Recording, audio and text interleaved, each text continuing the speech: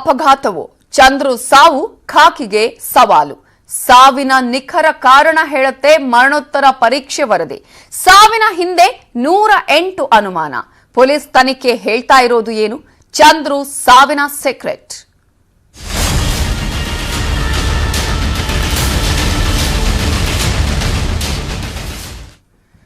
ಚಂದ್ರಶೇಖರ್ದು ಅಪಘಾತವೋ ಕೊಲೆಯೋ ಇನ್ನೂ ಕೂಡ ಕಗ್ಗಂಟಾಗಿ ಉಳಿದಿದೆ.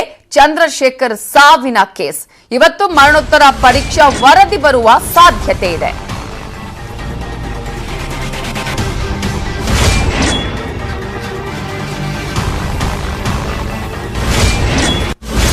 ಈಗಾಗಲೇ ಈ ಪ್ರಕರಣಕ್ಕೆ ಸಂಬಂಧಪಟ್ಟ ಹಾಗೆ ಅವರ ಕುಟುಂಬಸ್ಥರು ಸಾಕಷ್ಟು ಅನುಮಾನಗಳನ್ನ ವ್ಯಕ್ತಪಡಿಸಿದ್ದಾರೆ. ಶಾಸಕ ರೇಣುಕಾಚಾರ್ಯ ಅವರು ಕೂಡ ಅನೇಕ ಅನುಮಾನಗಳನ್ನ ಆರೋಪಗಳ ಟೋಪಿ ಕಂಪನಿಗಳ IPO ಅಲ್ಲಿ ಹೂಡಿಕೆ ಮಾಡಿ ದುಡ್ಡು ಕಳ್ಕೊಂಡವ್ರು ನೋಡಿ ಹೆದರ್ಕೊಂಡಿದ್ದೀರಾ? ಬೆಸ್ಟ್ IPO ಹೂಡಿಕೆ ಮಾಡಬೇಕಾ? ಫ್ರೀಡಮ್ ಆಪ್ ಡೌನ್ಲೋಡ್ ಮಾಡಿ IPO ಹೂಡಿಕೆಯಲ್ಲಿ ಎಕ್ಸ್ಪರ್ಟ್ ಆಗಿ ಮಾಡ್ತಾ ಇದ್ದಾರೆ. ಹಿನ್ನೆಲೆಯಲ್ಲಿ ಈಗಾಗಲೇ ಚಂದ್ರದು ಕೊಲೆ ಅಂತ ಹೇಳಿ ಕುಟುಂಬಸ್ಥರು ಹೇಳ್ತಾ ಇದ್ದಾರೆ. ಕೊಲೆ ಅನ್ನುವಂತಹ ರಿಪೋರ್ಟ್ ಬಂದ್ರೆ ತನಿಖೆ ಮತ್ತಷ್ಟು ಚುರುಕನ್ನ ಪಡೆಯಲಿದೆ. ಆದ್ರೆ ಆಕ್ಸಿಡೆಂಟ್ ಅಂತ ವರದಿ ಬಂದ್ರೆ ಬಹುತೇಕ ಕೇಸ್ ಕ್ಲೋಸ್ ಆಗಲಿದೆ. ಸಾವಿಗೆ ಏನು ಕಾರಣ ಅಂತ ಹೇಳಿ ರಿಪೋರ್ಟ್ ನಲ್ಲಿ ಉಲ್ಲೇಖ ಆಗಲಿದೆ. ಈ ಹಿನ್ನೆಲೆಯಲ್ಲಿ ಈಗ ನಿಂತಿರೋದು ಮರಣೋತ್ತರ ಪರೀಕ್ಷಾ ವರದಿಯ ಮೇಲೆ. ಈ ಕೇಸ್ ಈಗಾಗಲೇ ಮರಣೋತ್ತರ ಪರೀಕ್ಷಾ ವರದಿಯಲ್ಲಿ ಏನ್ ಬರುತ್ತೆ ಅನ್ನೋದರ ಮೇಲೆ ನಿಂತಿದೆ. ಈ ಹಿನ್ನೆಲೆಯಲ್ಲಿ ಪೊಲೀಸರು ತಮ್ಮದೇ ಆದಂತಹ ಬೇರೆ ಬೇರೆ ಆಯಾಮಗಳಲ್ಲೂ ತನಿಖೆಯನ್ನ ಮಾಡ್ತಾ ಇದ್ದಾರೆ. ಆ ಒಂದು ತನಿಖೆಯ ಸಂದರ್ಭದಲ್ಲಿ ನಾವು ಈಗಾಗಲೇ ನೋಡೋದಾದ್ರೆ ಪೊಲೀಸರು ಈಗಾಗಲೇ ಮೂರು ತಂಡಗಳಲ್ಲಿ ಈ ತನಿಖೆಯನ್ನ ಮಾಡ್ತಿದ್ದಾರೆ. ಒಂದ್ ಕಡೆ ಕಾಲುವೆ ಬಳಿ ಆಗಿರ್ಬೋದು, CCTV ಫುಟೇಜ್ಗಳು ಆಗಿರ್ಬೋದು, ಹಾಗೇನೆ ಕಾಲುವೆಯ ಒಳಗೆ ಬಿದ್ದಂತಹ ಈ ಒಂದು ಕಾರಿನ ವಿಚಾರಕ್ಕೆ ಸಂಬಂಧಪಟ್ಟ ಹಾಗೆ ಮತ್ತೊಂದು ಕಡೆ ಅವರ ಫ್ರೆಂಡ್ಸ್ ಗಳನ್ನಾಗಿರ್ಬೋದು, ಕುಟುಂಬಸ್ಥರನ್ನ ಕೂಡ ಈಗಾಗಲೇ ವಿಚಾರಣೆ ಮಾಡ್ತಾ ಇದ್ದಾರೆ. ಹೀಗೆ ಕಂಪ್ಲೀಟ್ ಆಗಿ ಏನೇನಾಗಿದೆ, ಎಲ್ಲಿಂದ ಆರಂಭ ಆಯಿತು, ಯಾವ ರೀತಿಯಾಗಿ ಈಗಾಗಲೇ ಅಂತ್ಯ ಆಗಿದೆ ಅನ್ನೋದ್ರ ಬಗ್ಗೆ ಸಾಕಷ್ಟು ಅನುಮಾನಗಳು ಇದ್ದಂತಹ ಸಂದರ್ಭದಲ್ಲಿ ಪೊಲೀಸರು ತಮ್ಮದೇ ಆದಂತಹ ರೀತಿಯಲ್ಲಿ ತನಿಖೆಯನ್ನ ಮಾಡ್ತಿದ್ದಾರೆ.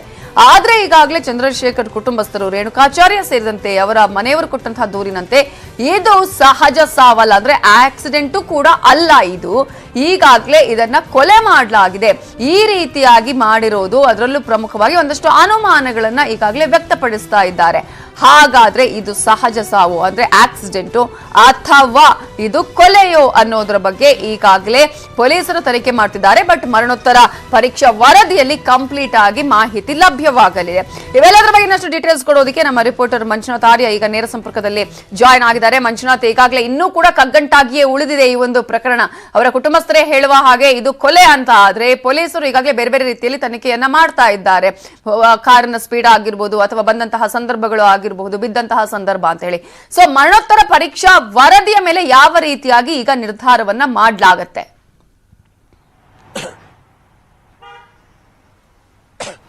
ಖಂಡಿತವಾಗ್ಲೂ ನವಿತಾ, ಚಂದ್ರಶೇಖರ್ದು ಅಪಘಾತವ ಅಥವಾ ಕೊಲೆಯ ಅನ್ನುವಂತ ಸಾಕಷ್ಟು ರೀತಿಯಂತ ಒಂದು ಅನುಮಾನಗಳು ಈಗಾಗಲೇ ಪೊಲೀಸರಿಗೂ ಕೂಡ ಬಂದಿರುವಂತಹದ್ದು. ಈ ನಿಟ್ಟಿನಲ್ಲಿ ಪೊಲೀಸರು ಸದ್ಯಕ್ಕೆ ಕಾಯ್ತಾ ಇರುವಂತದ್ದೇನೆಂದ್ರೆ ಒಂದು ಮರಣೋತ್ತರ ಪರೀಕ್ಷೆ ವರದಿ ಬರಲಿ, ವರದಿ ಬಂದಂತ ಬಳಿಕ ಯಾವ ಆಯಾಮದಲ್ಲಿ ನಾವು ಇನ್ವೆಸ್ಟಿಗೇಷನ್ ಮಾಡಬಹುದು ಅನ್ನೋ ಹಂತದಲ್ಲಿ ಪೊಲೀಸರು ಕೂಡ ಯೋಚನೆ ಮಾಡ್ತಿರುವಂತದ್ದು. ಸದ್ಯಕ್ಕೆ ಬಹುತೇಕ ಇವತ್ತು ಮರಣೋತ್ತರ ಪರೀಕ್ಷೆ ವರದಿ ಕೂಡ ಪೊಲೀಸರ ಕೈ ಸೇರಲಿರುವಂತದ್ದು. ಯಾಕಂದ್ರೆ ನಿನ್ನೆ ADGP ಅವರು ಕೂಡ ಹೇಳಿರುವಂತಹದ್ದು, ನಾವು 2 ದಿನದ ಒಳಗಾಗಿ ಮರಣೋತ್ತರ ಪರೀಕ್ಷೆ ವರದಿಯನ್ನು ಕೂಡ ಕೊಡುವಂತ ಈಗಾಗಲೇ ವೈದ್ಯಾಧಿಕಾರಿಗಳಿಗೆ ಮನವಿಯನ್ನು ಕೂಡ ಮಾಡ್ಕೊಂಡಿದೀವಿ ಅಂತ ಹೇಳಿದರೆ, ಆ ಒಂದು ಕಾರಣಕ್ಕೋಸ್ಕರ ಬಹುತೇಕ ಇವತ್ತು ಮರಣೋತ್ತರ ಪರೀಕ್ಷೆ ಬಂತು ಅಂದಂತಹ ವೇಳೆಯಲ್ಲಿ ಪೊಲೀಸರಿಗೂ ಕೂಡ ಎಲ್ಲೋ ಒಂದು ರೀತಿ ತಾರ್ಕಿಕ ಅಂತ್ಯಕ್ಕೆ ಬರ್ತಾರೆ ಅಂತಾನೆ ಹೇಳ್ಬೋದು. ಯಾಕಂದ್ರೆ ಒಂದ್ ವೇಳೆ ಏನಾದ್ರೂ ಮರಣೋತ್ತರ ಪರೀಕ್ಷೆಯಲ್ಲಿ ಇದು ಕೊಲೆ ಮಾಡಿಬಿಟ್ಟು ಅವರನ್ನ ನಾಲಿಗೆ ಎಸೆದಿದ್ದಾರೆ ಅಂತ ಏನಾದ್ರೂ ರಿಪೋರ್ಟ್ ಬಂದಂತ ವೇಳೆಯಲ್ಲಿ ಪೊಲೀಸರಿಗೆ ಒಂದು ರೀತಿಯಂತ ಹೊಸ ರೀತಿಯಂತ ಟೆನ್ಷನ್ ಶುರುವಾಗುತ್ತೆ. ಯಾಕಂದ್ರೆ ಇಲ್ಲಿ ಪ್ರಮುಖವಾಗಿ ಆರೋಪಿಗಳನ್ನ ಬಂಧನ ಮಾಡಬೇಕು, ಯಾವ ರೀತಿಯಾಗಿ ಕೊಲೆ ಮಾಡಿದಾರೆ ಅಂತ ಇನ್ವೆಸ್ಟಿಗೇಷನ್ ಮಾಡಬೇಕು, ಕೊಲೆಗೆ ಮೋಟಿವ್ ಏನು ಅಂತ ಕೂಡ ವಿಚಾರಿಸಬೇಕು. ಈ ಒಂದು ಕಾರಣಕ್ಕೋಸ್ಕರ ಪೊಲೀಸರು ನಾನಾ ರೀತಿಯಲ್ಲೂ ಕೂಡ ಇನ್ವೆಸ್ಟಿಗೇಷನ್ ಮಾಡುವಂತ ಒಂದು ಅಗತ್ಯತೆ ಕೂಡ ಇರುವಂತಹದ್ದು. ಅದೇ ಒಂದ್ ರೀತಿ ಏನಾದ್ರೂ ಆಕ್ಸಿಡೆಂಟ್ ಆಗಿದೆ ಅಂತ ಏನಾದ್ರೂ ಗೊತ್ತಾದಂತ ವೇಳೆಯಲ್ಲಿ ಪೊಲೀಸರ ಒಂದು ಇನ್ವೆಸ್ಟಿಗೇಷನ್ ಕನ್ಕ್ಲೂಷನ್ಗೆ ಬರುತ್ತೆ. ಮುಂದೆ ಯಾವುದೇ ರೀತಿಯ ಇನ್ವೆಸ್ಟಿಗೇಷನ್ ಕೂಡ ಇರೋದಿಲ್ಲ ಇಲ್ಲಿ. ಜೊತೆಗೆ ಪ್ರಮುಖವಾಗಿ ಪೊಲೀಸರ ಮರಣೋತ್ತರ ಪರೀಕ್ಷೆ ವರದಿ ಯಾವ ರೀತಿ ಬರಬಹುದು ಅನ್ನುವಂತ ಒಂದಷ್ಟು ಅಂಶಗಳನ್ನು ಕೂಡ ಇಲ್ಲಿ ಉಲ್ಲೇಖವನ್ನು ಮಾಡಬಹುದು. ಅದರಲ್ಲೂ ಕೂಡ ಪ್ರಮುಖವಾಗಿ ಏನು ಅಪಘಾತ ನಡೆದಂತಹ ಸಂದರ್ಭದಲ್ಲಿ ಮರಣೋತ್ತರ ಪರೀಕ್ಷೆಯಲ್ಲಿ ಅಪಘಾತಕ್ಕೊಳಪಟ್ಟಂತ ವ್ಯಕ್ತಿಯ ಕಂಡೀಷನ್ ಯಾವ ರೀತಿ ಇತ್ತು, ಒಂದು ವೇಳೆ ಆತನಿಗೆ ಇಂಜುರಿಯಸ್ ಏನಾದ್ರೂ ಆಗಿದೆಯಾ ಅಥವಾ ಇಂಜುರಿಯಸ್ ಆಗಿರುವಂತಹದ್ದು ಅಪಘಾತ ಸಂಭವಿಸಿದಂತ ಬಳಿಕ ಇಂಜುರಿ ಆಗಿದೆಯಾ ಅಥವಾ ಅಪಘಾತಕ್ಕಿಂತ ಮುಂಚಿತವಾಗಿ ಇಂಜುರೀಸ್ ಆಗಿದೆ ಅನ್ನೋದ್ರ ಬಗ್ಗೆ ಕೂಡ ಮರಣೋತ್ತರ ಪರೀಕ್ಷೆಯಲ್ಲಿ ಒಂದಷ್ಟು ಡೀಟೇಲ್ಡ್ ಆಗಿ ಬರುತ್ತೆ. ಇದಿಷ್ಟೇ ಅಲ್ಲದೆ ಪ್ರಮುಖವಾಗಿ ಆತ ನೀರಿನ ಒಳಭಾಗಕ್ಕೆ ಬಿದ್ದಂತಹ ಬಳಿಕ ಆತನ ಶ್ವಾಸಕೋಶಕ್ಕೆ ಏನಾದ್ರೂ ನೀರು ಹೋಗಿದ್ಯಾ ಅಥವಾ ನೀರು ಬೀಳೋದಕ್ಕಿಂತ ಮುಂಚಿತವಾಗಿ ಅಂದ್ರೆ ಆತ ಬದುಕಿದ್ದಂತ ಸಂದರ್ಭದಲ್ಲಿ ಆತನ ಶ್ವಾಸಕೋಶಕ್ಕೆ ನೀರು ಹೋಯ್ತಾ ಅಥವಾ ಆತ ಸತ್ತಂತಹ ಬಳಿಕ ಶ್ವಾಸಕೋಶಕ್ಕೆ ನೀರು ಹೋಯ್ತಾ ಅಂತ ಸಾಕಷ್ಟು ರೀತಿಯಂತ ಒಂದಷ್ಟು ಅನುಮಾನಗಳು ಕೂಡ ಪೊಲೀಸರಿಗೆ ಇಳುವಂತದ್ದು. ಇದೆಲ್ಲದರ ವರದಿ ಕೂಡ ಬಹುತೇಕ ಇವತ್ತು ಸಂಜೆಯ ಒಳಗಾಗಿ ಪೊಲೀಸರ ಕೈ ಸೇರಲಿರುವಂತದ್ದು.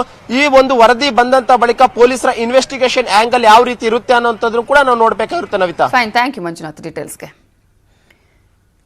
ಮಂಗಳೂರು